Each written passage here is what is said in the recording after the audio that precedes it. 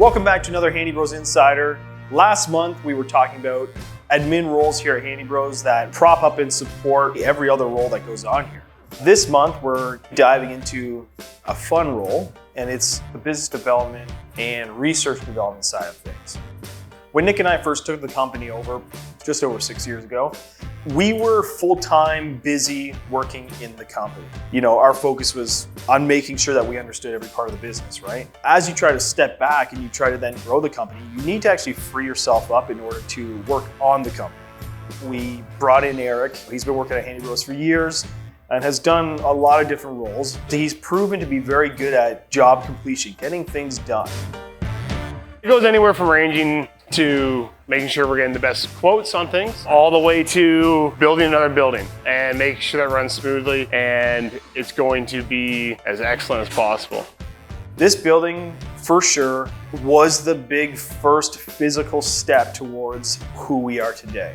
We developed an idea, and that idea we called Chisel.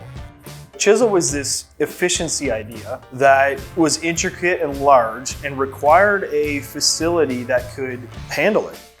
We came from a shop of just 7,000 square feet and we were rapidly expanding. To move into a spot like this where we have the entire footprint is 36,000 square feet, right around there. It's vital. In this space, we're running production and warehousing all at the same time, and also R&D currently. We knew we wanted warehouse space. We knew we were gonna run some pods out of here.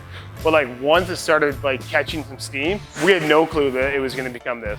And honestly, we're already touching the walls again. Handy Bros Academy facility today is very, we'll say, plug and play in the sense of, you can interchange equipment with ease because of the way that business development set that room up. We always said that finding great techs would be the bottleneck. Well, it hasn't been the bottleneck now because we solved the problem, right? We knew that developing our own great technicians was a key part to the growth of our company. So in order to facilitate that, we built an academy in order to create our own techs to solve that problem. But business development really is the key to it all.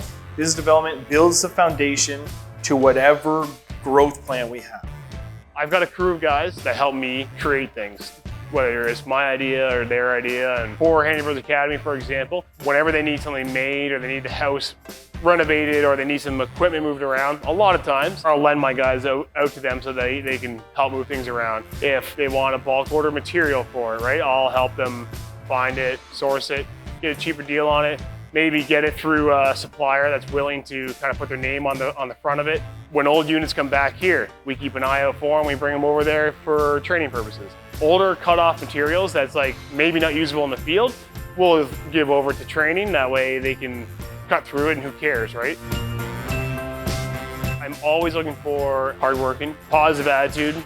I know this sounds kind of canned, but I hold those two things super, super high. Not being afraid to redo things a couple times, because there's a lot of times where I'll tell them to do something and they'll do it, and ultimately, whether it's my own idea or someone else's, it didn't come out the way we expected it to, so we gotta redo it, right?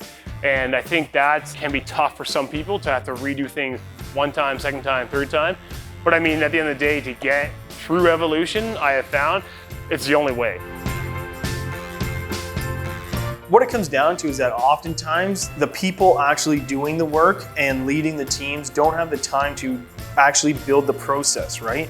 That's why we bring business development in, anything it takes to grow the company. So if we believe that this specific thing, whatever it might be, the academy, Chisel, whatever, will give the customer a better experience, which will then just result in our growth, because at the end of the day, the best product and service always wins.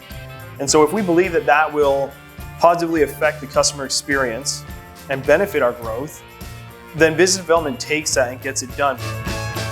My dream and the reason why I do what I do right now is I want them to write articles about us when it's all said and done. And I don't mean just a one-off in the paper. 5 years from now, I want it to be this is how it gets done, and this is the reason why, and this is how this company changed the way.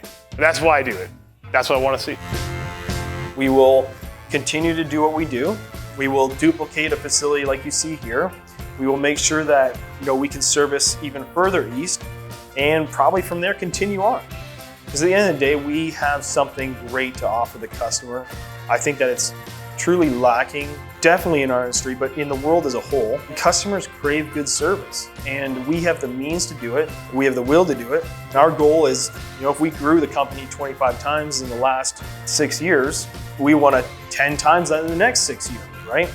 Obviously, as the bigger you get, the growth becomes harder and harder, but again, we want to see massive growth because we feel that it's our duty to bring that to the world.